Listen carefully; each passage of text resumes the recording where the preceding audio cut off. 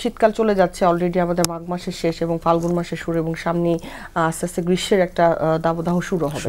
এই সময়টাতে আপনি বলছিলেন আমাদের সাথে যে হে ফিভার, এটা খুব বেশি মাত্রা হয়ে থাকে। তো এই হে ফিভারটা আসলে কি বোঝায়, বা এটার জ্বরের প্রকোপটা কতটুকু, বা কিভাবে আসলে আমরা বুঝতে পারবো যে হে ফিভারে আমরা আক্রান্ত হয়েছি? ধন্যবাদ ডক্টর মল্লিক।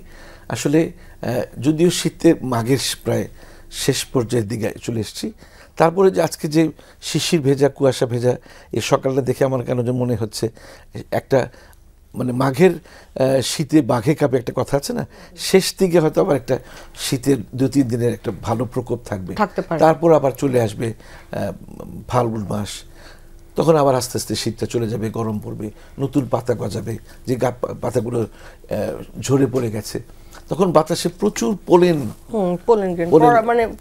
ফুলের পরাগরেণু কিন্তু ছড়িয়ে বেড়াবে। এই হে ফিভারের কথা যেটা বললেন, এটার আরেকটা হচ্ছে অ্যালার্জিক রাইনাইটিস।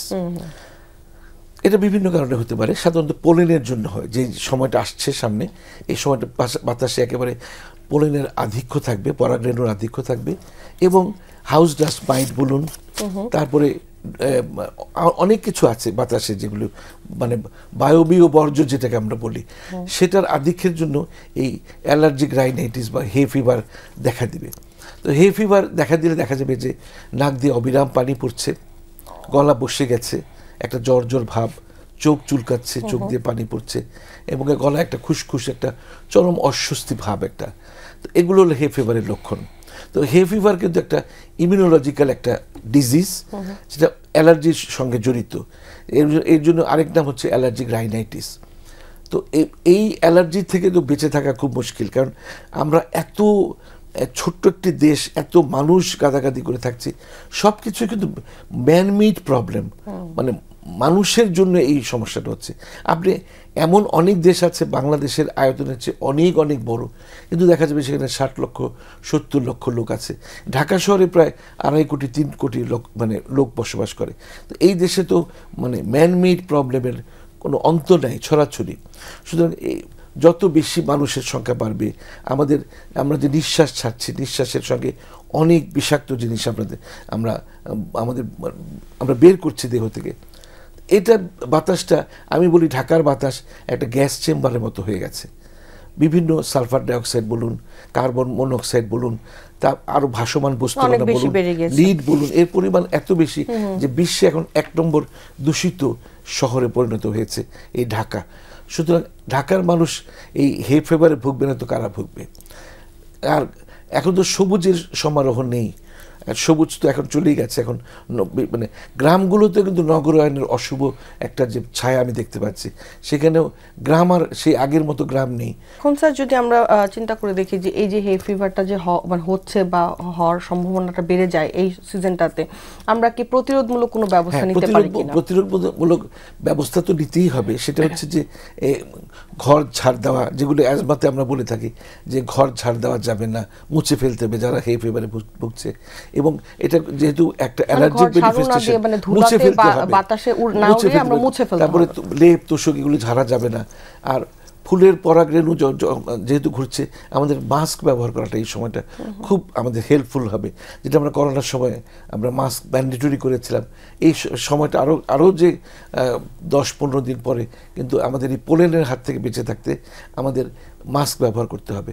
মাস্ক ব্যবহার করলে বা যে কোনো একটা প্রতিরোধমূলক ব্যবস্থা নিতে হবে, বিশেষ করে জনসমক্ষে বা এখন যে বাণিজ্য মেলা চলছে, অসংখ্য মানুষের সেখানে মিলন মেলা চলছে, সেখানেও মাস্ক পরে যাওয়াটাই আমি মনে করি শ্রেয়, কারণ অনেক ধরনের কন্টাজিয়াস রোগ দেখা দিচ্ছে। এখন প্রশ্ন আসছে যে এই যে আপনি হে ফিভার থেকে আপনি কীভাবে আপনি নিজেকে বেঁচে থাকবেন? হে ফিভার তো আমরা সব মানে মানুষ নিজেরাই দেখা যাবে যে এন্টিহিস্টামিন, ফেক্সোফেনাডিন আছে, বিলাস্টিডিন আছে, এগুলো কিনে খায়। তো এগুলো তো খেতেই হবে, মন্টেলুকাস্ট আমরা দিয়ে থাকি।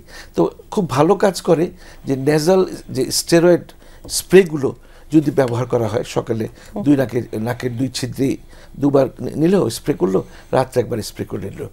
আর এন্টিহিস্টামিন তো খাবেই। আর সকালে গরম চা চিনি মুক্ত চা, লেবু দিয়ে, আদা দিয়ে, কফিও কিন্তু আজকাল রিকমেন্ড করা হয়। ব্রেকফাস্টে গরম গরম কফি খেলেও দেখা যাচ্ছে গলার যে ইরিটেশনটা হচ্ছে সেটা চলে যাচ্ছে। তো গরম পানি খাওয়াটা অনেক শ্রেয়। আর ওষুধ এমন কিছু নেই। অনেক সময় আমাদের কি করতে হয়, যখন হে ফিভার খুব প্রচণ্ড আকার ধারণ করে, যে নাক দিয়ে অবিরাম পানি পড়ছে, গলা খুসখুস করছে, গলার মধ্যে একটা ক্রনিক ফ্যারিঞ্জাইটিসের মতো হয়ে গেছে, চোখ চুলকাচ্ছে, চোখ দিয়ে অবিরাম পানি পড়ছে, তখন অনেক সময় আমাদের স্টেরয়েড ইউজ করতে হয়। স্টেরয়েড ছাড়া দেখা যাচ্ছে অ্যান্টিহিস্টামিনে যায় না। তবে স্টেরয়েড দেওয়ার আগে একজন ডাক্তারের পরামর্শ, শিক্ষিত ডাক্তারের পরামর্শ নিয়ে কিন্তু স্টেরয়েড খেতে হবে। কারণ অনেক সময় দোকানদাররা, কোয়াকরা, ওরা স্টেরয়েড দিয়ে দেয়, বলে আপনি এটা খান, এটা, কিন্তু এটা তার ব্লাড সুগার বেশি আছে কিনা, তার ডায়াবেটিস, হাইপার টেনশন আছে কিনা, তার লেফট ভেন্ট্রিকুলার ফেলিওর আছে কিনা, এইসব রোগী যদি স্টেরয়েড খায়, বা ক্রনিক কিডনি ডিজিজ আছে কিনা, সেজন্য এগুলি সব যাচাই বাছাই করে স্টেরয়েড দিতে হবে। তো অনেক সময় স্টেরয়েড দিতে হয়। অনেক সময় দেখা যায় স্টেরয়েডের কাজ হয় না, ইমিউনোথেরাপির ব্যবস্থা করতে হয়, ইমিউনোথেরাপি দিতে হয়। তো স্টেরয়েড অফ দ্য ফ্লুটিকাসনটা খুব ভালো কাজ করে, যদি আপনি নেজাল স্প্রে ইউজ করেন। ফ্লুটিকাসনটা হে ফিভারে খুব একটা ভালো কাজ করে। তো সেগুলো সব চিকিৎসকে নির্ধারণ করবে যে কোনটা দিবে। তবে ইমিউনোথেরাপি শেষমেশ কিছুই না হলে ইমিউনোথেরাপির প্রয়োজন পড়ে। ইমিউনোথেরাপি নিয়ে অনেক কঠিন ব্যাপার সেবার আমি আর বাড়াতে যাচ্ছি না, ওটা চিকিৎসক নির্ধারণ করবে। তবে হে ফিভার এই সামনের এই 15-20 দিন পরে বা 1 মাস পরে হে ফিভার দেখবেন প্রচুর বেড়ে গেছে। এখনই এই যে শীতকালটা, প্রিপারেশন বা এই প্রিভেন্টিভ মেজারগুলো আমাদের এখনই চিন্তা করা হবে।